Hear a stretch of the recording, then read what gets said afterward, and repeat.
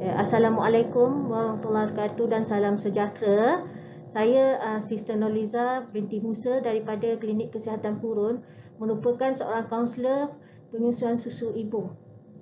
Pada hari ini saya telah diberi tugas untuk memberikan satu ceramah berkaitan dengan promoting breastfeeding during pregnancy. Langkah 3 dari 13 langkah untuk menjayakan penyusuan susu ibu menyatakan memberitahu semua ibu hamil tentang kebaikan susu ibu dan pengurusan penyusuan susu ibu.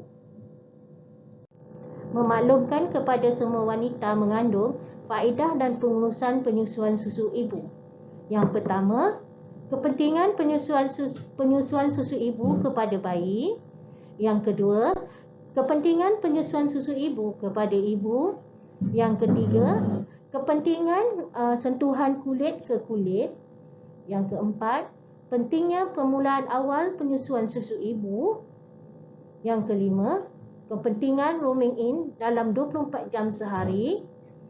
Yang keenam, kepentingan penyusuan mengikut kehendak bayi atau baby led feeding. Yang ketujuh, kepentingan penyusuan yang kerap. Yang ke-8, kepentingan posisi yang baik dan dekapan yang baik. Yang ke-9, kepentingan penyusuan susu ibu secara eksklusif. Yang ke-10 dan yang terakhir, kepentingan penyusuan diteruskan selepas bayi berumur 6 bulan. Kepentingan penyusuan susu ibu kepada bayi. Yang pertama, susu ibu adalah makanan yang ideal untuk bayi, melindungi bayi daripada pelbagai jangkitan, mencegah sesetengah risiko kematian bayi, mengurangkan keadaan alergi ataupun alahan, mengurangkan risiko awal seperti diabetes jovena iaitu sejarah keluarga, boleh membantu dalam pengawalan tekanan darah, mengurangkan risiko obesiti, serta sedia ada tiada penyediaan sesuai untuk keperluan bayi. Kanak-kanak yang tidak diberi atau menerima susu ibu terdedah kepada yang pertama, jangkitan seperti cirit birit dan jangkitan gastrousus, jangkitan pernafasan dan jangkitan saluran kencing, keadaan eczema dan lain-lain keadaan atopik, necrotic enterocolitis pada bayi para matang, tahap perkembangan dan pencapaian pendidikan yang rendah, dengan itu mengurangkan potensi pendapatan, jangkitan telinga iaitu otitis media. Kanak-kanak yang tidak menyusu susu ibu lebih tinggi risiko mendapat onset diabetes mellitus jovena yang mana bergantung kepada insulin, tekanan darah yang lebih tinggi, obesiti, risiko mengidap penyakit jantung dan juga meninggal dunia ketika masih bayi atau kanak-kanak. Kepentingan penyusuan susu ibu kepada ibu. Wanita yang tidak menyusukan anak berisiko tinggi untuk mendapat parah payudara dan kanser rahim, keretakan pinggul di usia yang lebih tua, pengekalan lemak yang disimpan semasa mengandung yang boleh menyebabkan obesiti, anemia disebabkan kepada rahim lambat, anemia disebabkan kepada rahim lambat menguncup dan haid datang awal, kehamilan kerap kerana kurangnya kesan penyusuan susu ibu, kurang peluang untuk mendapatkan hubungan dengan bayi. Kepentingan sentuhan kulit ke kulit secepat mungkin selepas kelahiran, memastikan bayi hangat dan tenang, menggalakkan ikatan bonding, membantu penyusuan bermula, membantu bayi menganggap bahawa payudara adalah tempat yang selamat, membolehkan penyebaran bakteria normal dari usus ibu kepada usus bayi, membantu metabolisme dan menstabilkan glukos darah bayi. Keempat, kepentingan permulaan awal penyusuan susu ibu. Untuk memastikan kejayaan penyusuan susu ibu secara eksklusif, untuk memastikan bayi mendapat cukup kolesterol. Yang kelima, kepentingan rooming in 24 jam sehari. Bayi tidur lebih baik dan kurang menangis. Corak tidur ibu dan bayi akan terganggu jika dipisahkan. Penyusuan susu ibu lebih baik dan berterusan. Tumbesaran bayi akan lebih cepat. Memberi susu berdasarkan pada isyarat bayi iaitu baby's cue. Ibu lebih yakin ibu boleh melihat bayi sepanjang masa. Bayi kurang risiko jangkitan berbanding dengan tinggal di nursery. Menggalakkan ikatan antara ibu dan bayi. Kepentingan penyusuan mengikut kehendak bayi atau baby led feeding. Bayi mendapat kolesterol yang kaya imunisasi, penghasilan susu yang lebih cepat, kebaikan berat badan yang lebih cepat, kurang risiko neonatal jaundice, kurang payudara bengkak iaitu engorge. Ibu belajar bertindak balas kepada bayi, mudah menjayakan PS penyusuan susu ibu, kurang menangis iaitu kurang rasa untuk memberi susu tambahan iaitu suplemen, tempoh penyusuan lebih lama. Kepentingan penyusuan yang kerap iaitu untuk memastikan bayi mendapat susu yang cukup. Ibu mestilah memberi susu mengikut kehendak bayi, bukan mengikut masa. Banyakkan menjaga sendiri bayi, memerah susu selepas menyusukan bayi, pastikan rehat, kalori dan cecair yang cukup. Bagi ibu-ibu yang bekerja, beri susu kepada bayi adalah perkara yang terakhir pada waktu pagi dan hendaklah memberi susu adalah perkara pertama pada waktu petang. Ketujuh, kepentingan penyusuan yang kerap. Untuk memastikan bayi mendapat susu yang cukup, jangan menggunakan puting tiruan. Jika boleh, menggunakan 2 pam serentak iaitu double pam. Mengepam di sebelah payudara sementara bayi menyusu di payudara sebelah. Banyakkan memerah pam susu di tempat kerja. Rehat. Menyusukan bayi sepenuhnya pada hujung minggu untuk lactating. Tidur bersama pada waktu malam. Yang ke-8, kepentingan lekapan dan posisi yang baik. Posisi ibu hendaklah dalam keadaan selesa, belakang kaki dan ampu payudara seperti yang diperlukan. Posisi bayi, badan selaras, tubuh bayi rapat pada tubuh ibu, menghadap payudara, hidung bertentangan dengan ibu dengan puting. Bayi dibawa kepada payudara, bukan payudara dibawa kepada bayi. Sokong atau ampu bahu dan kepala. Sokongan sepenuhnya ke seluruh badan jika bayi pramatang. Kesembilan, kepentingan penyusuan susu ibu eksklusif untuk 6 bulan pertama tanpa memberi sebarang cecair atau makanan lain. Susu ibu membekalkan semua keperluan zat dan air untuk keperluan bayi membesar dan berkembang dalam tempoh 6 bulan pertama. 6 bulan pertama bermaksud akhir 6 bulan atau minggu ke-28 atau 180 hari iaitu bukan permulaan 6 bulan. Tiada minuman atau makanan yang diberikan kepada bayi selain susu ibu. PSI yang paling eksklusif ialah memberikan penyusuan 8 hingga 12 kali dalam masa 24 jam termasuk waktu malam. Vitamin tambahan mineral atau ubat-ubatan boleh diberi jika perlu. Penyusuan eksklusif bagi 6 bulan pertama, mana-mana perkara ini akan mengganggu jika bayi diberi sebarang minuman atau makanan selain daripada susu ibu, puting tiruan, had jumlah penyusuan, had masa tempoh menyusu. Penyusuan susu ibu eksklusif untuk 6 bulan pertama sebab ia adalah penting mengurangkan masalah diarrhea dan jangkitan penyakit, kurangkan risiko kematian bayi, kurang risiko jangkitan pernafasan pada bayi mendapat antibodi yang sebenar untuk melindunginya, membantu perkembangan gusi, gigi dan pertuturan. Ke-10, kepentingan meneruskan penyusuan susu ibu selepas bayi berumur 6 bulan. Selepas 6 bulan, kanak-kanak perlu mendapat makanan yang lengkap.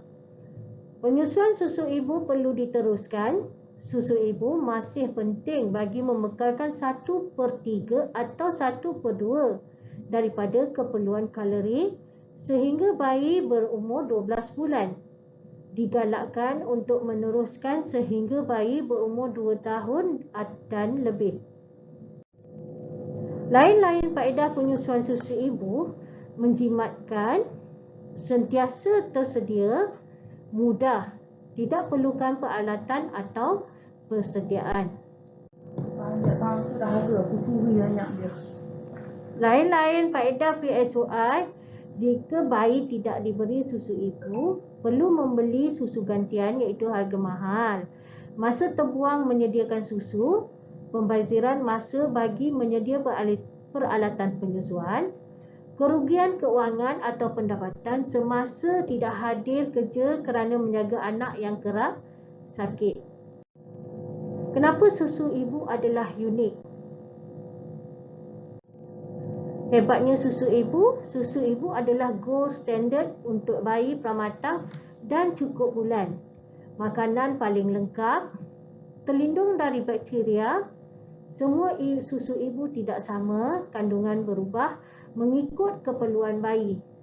Susu ibu mempunyai komposisi yang betul, kandungan lemak, karbohidrat, protein, garam galian, vitamin-vitamin, air untuk pertumbuhan dan perkembangan bayi. Okey, komposisi susu ibu. Contaminants, breast milk, absent, minimal, formula milk, high risk. Dia punya contaminants. Anti-infective factor bagi susu ibu present, formula milk, absent, protein, growth factor present, formula milk absent, protein, breast milk first 1% low quality, formula milk 1.5% poor quality, casein, breast milk low, formula milk high, fat adequate 4%, good quality has enzyme, formula milk inadequate, no enzyme, iron adequate bagi breast milk dan formula milk adequate, vitamin breast milk adequate, formula milk adequate, water breast milk adequate dan formula milk adequate. What can you say about the difference between this milk? Human, cow, goat. Antara susu manusia, lembu dan kambing. Ini adalah perbezaannya lah ya. Okay, human mengandungi lebih lemak, protein sedikit dan laktulus. Bagi susu lembu, lemak, protein lebih daripada sumber yang terdapat dalam manusia, susu ibu, laktulus kurang sedikit lah, pertengahan ya. Okey, susu kambing, lemak lebih melebihi semua daripada manusia dan juga susu lembu. Dan protein pun pertengahan daripada susu lembu, dan laktulus pun kurang daripada susu lembu dan juga susu ibu. Okey, protein dalam susu ibu sempurna untuk pertumbuhan dan perkembangan otak bayi. Mudah hadam, oleh itu ia membekalkan zat dengan cepat kepada bayi. Kandungan protein susu ibu tidak dipengaruhi oleh pengambilan protein dalam pemakanan ibu. Okey. Okeylah. Protein dalam susu ibu different in the quality of the protein in different milks. Kalau susu manusia, dia mempunyai dua jenis protein iaitu whey dan juga casein. Kalau susu dalam susu lembu dan susu manusia, terdapat lebih banyaklah whey protein ni, iaitu yang bagus ya. Yang casein adalah kuranglah 35% sahaja daripada dalam susu lembu. Susu lembu lebih kurang 80 casein. Maknanya susu lemak yang tidak baguslah ya. Okey. Dia mudah bagi yang susu manusia, dia ibu ni dia mudah dihadam. Manakala susu lembu adalah sukar untuk dihadam. Okey, lemak dalam susu ibu, susu tenaga yang utama, sumber tenaga yang utama, enzim lipase membantu dalam penghadaman lemak, menjadikan tenaga tersedia dengan cepat untuk keperluan bayi. Rantaian asid lemak yang sangat panjang membantu pertumbuhan otak dan perkembangan mata, kolesterol dan vitamin. Okey, kandungan kolesterol yang tinggi boleh membantu sistem tubuh bayi mengendalikan paras kolesterol apabila dewasa nanti. Lemak dalam susu ibu terdiri pada formula iaitu rendah lemak, iaitu yang boleh menghilangkan dahaga. Thin milk ialah tinggi kandungan lemak, iaitu dia mengenyangkan. Ini ialah full milk. Ya, yang ini adalah thin milk. Lemak dia banyak ya. Okey. Okey, kita tengok lemak dan susu ya, perbezaan. Pukul 7 pagi 10 hari bulan 10 tarikh yang samalah 2015, fat contents vary from feed to feed. Pukul 2 pagi dia akan lemak tu akan nampaklah, akan timbul ya. Okey. Lemak dalam susu ibu, jenis lemak boleh dipengaruhi oleh pemakanan ibu, tetapi kandungan lemak hanya berubah sekiranya ibu kekurangan zat pemakanan yang teruk, iaitu malnutrisi. Lemak dalam susu formula, kekurangan enzim penghadaman, ada sedikit atau tiada kolesterol langsung, tambahan asid lemak hanya jenama tertentu sahaja. Karbohidrat dalam breast milk, laktos adalah komponen utama karbohidrat. Kandungannya tetap sepanjang masa, membantu penyerapan kalsium, membantu dalam pertumbuhan otak, menyekat pembiakan organisma bahaya di dalam usus, dihadam secara perlahan. Kehadiran laktos di dalam najis bayi bukanlah tanda bayi mengalami intolerance. Bukan semua susu formula mengandungi laktos.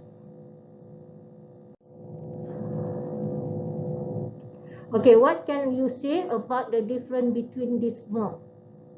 Okey, susu manusia, susu kambing, susu lembu dan juga susu kambing.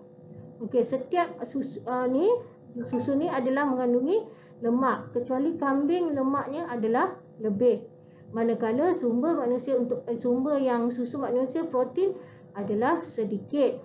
Lembu hampir separuh dan bagi kambing pun adalah separuh.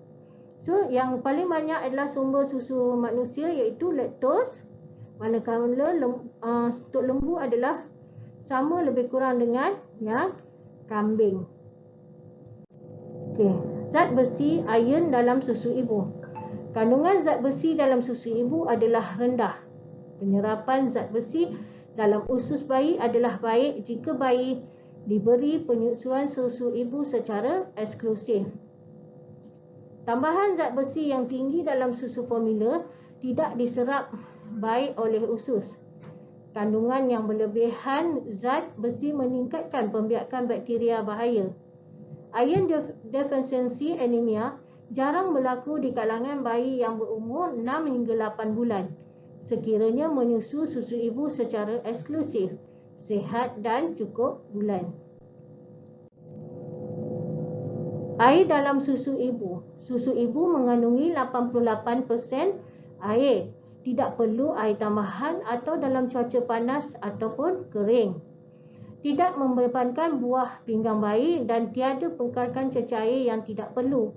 Memberi air atau cecair lain boleh mengganggu pengeluaran susu ibu. Perisa dalam susu ibu dipengaruhi oleh apa yang ibu makan. Berbagai jenis perasa membantu bayi menyesuaikan diri dengan makanan biasa seharian. Susu formula berperisa serupa sepanjang masa. Rasa susu formula tidak merujuk kepada apa-apa rasa makanan lain. Okey, peringkat-peringkat susu ibu, kandungan susu ibu berubah mengikut perkembangan bayi. Terdapat 3 peringkat penting dalam susu ibu iaitu kolesterol, susu transitional, susu matang iaitu mature milk. Kolesterol mula dihasilkan dari usia mengandung 7 bulan sehingga beberapa hari selepas kelahiran bayi. Likat, melekit dan berwarna jernih kekuningan. Dihasilkan dalam jumlah kecil bersesuaian dengan perut bayi yang kecil. Makanan lengkap atau sempurna untuk bayi baru lahir lebih protein dan vitamin A. Kolesterol bertindak sebagai lapisan pelindung yang melindungi jangkitan dalam usus bayi. Bertindak sebagai imunisasi pertama terhadap bakteria. Membantu pembiakan bakteria baik di dalam usus. Bertindak sebagai laxatif dan membantu bayi mengeluarkan mekonium itu dengan mengelakkan kejadian jaundice. Okey, ini adalah anggaran jumlah ialah 100 ml iaitu 3 ounce dalam masa 24 jam sehari. Newborn stomach capacity adalah hanya 20 ml sahaja iaitu bersamaan dengan 4 sudu teh. Okey. Bagi umur yang setahun, kapasiti ialah 200 ml iaitu bersamaan dengan 40 sudu teaspoon. Sudu teh. Okey. Susu ibu bayi pramatang adalah susu dari ibu yang bersalin sebelum 37 minggu gestasi, mengandungi lebih protein, IgA, lactoferrin berbanding susu dari ibu yang bayinya cukup bulan, sesuai untuk bayi pramatang. Susu ibu boleh diberi sebelum bayi boleh menyusu lagi. Ibu boleh memerah susu dan diberi melalui cawan kecil atau sudu. Susu transitional dihasilkan dari 3 ke 5 hari selepas bersalin, sehingga susu matang dikeluarkan 2 hingga 3 minggu. Kandungan susu pertengahan ini adalah antara kolesterol dan susu matang. Kandungan immunoglobulins dan protein berkurang sementara lemak dan gula bertambah.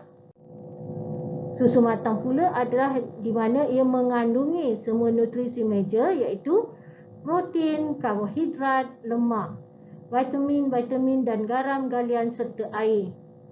Berubah berkaitan masa dalam sehari, tempoh menyusu, keperluan bayi, penyakit yang pernah dialami ibu iaitu kontak. Okey, ini adalah composition of cholesterol transitional dan juga mature milk. Okey, kita tengok kolesterol hanya lebih kurang berapa persen sahaja, kurang daripada 20%. Okey, lactulose warna hijau ni, lactulose dia tak sampai 20% pun kandungan dia dalam kolesterol. Sama sahaja transitional dengan mature. Bagi lemak pun sedikit saja, lebih kepada transitional dan juga mature. Yang selebihnya adalah air, kandungannya. Air memang semuanya daripada yang kolesterol tu pun banyak, dia lebih air lagi, Jadi transition dan juga mecermat sama kandungan airnya. Okey, komposisi kolesterol dan susu matang. Okey, kita tengok kolesterol, laktose dia memang banyak lah, laktos dia. Banyak tapi tak sebanyak daripada mature milk dengan whole milk. Dua-dua ni sama banyak. Okey, bagi kolesterol, protein dia memang banyak daripada whole milk dengan lean milk. Cuma yang membezakan adalah lebih fat dia lah. Fat untuk kolesterol banyak juga berbanding dengan whole milk hanya 1.7% sahaja, manakala lean milk adalah 5.5%. Okey. Persediaan payudara antenatal dan puting. Walaupun payudara dan puting kelihatan berbeza, tetapi ibu masih boleh menyusukan bayi dengan baik, kecuali dalam kes terpencil ataupun jarang-jarang. Saiz payudara akan membesar kerana bekalan darah meningkat dan perubahan sensitiviti akan berlaku. Tanda kesediaan untuk penyusuan. Amalan antenatal seperti pemakaian bra, penggunaan krim, breast massage, nipple exercise, memakai breast shield tidak membantu dalam penyusuan susu ibu. Latihan menguatkan ataupun toughening puting dengan menggunakan tuala kasar, meletakkan alkohol atau tarikan melampau juga tidak diperlukan. Ia boleh merosakkan kulit dan otot-otot kecil payudara. Pemeriksaan payudara semasa mengandung boleh membantu bagi memberi kefahaman kepada wanita hamil kenapa payudaranya semakin besar, terdapatnya pertambahan bekalan darah ke payudara dan berlaku perubahan pada sensitiviti. Bahawa ini adalah tanda-tanda tubuh ibu sedang bersedia untuk menyusukan bayi kelak. Periksa sama ada mereka pernah menjalani pembedahan pada dada atau payudara, trauma atau masalah lain, contohnya lumps in breast. Beritahu ibu tentang faedah membuat breast self examination secara tetap. Pemeriksaan payudara semasa mengandung boleh memudaratkan jika digunakan untuk menilai keadaan payudara dan puting yang sesuai atau tidak sesuai untuk penyusuan susu ibu.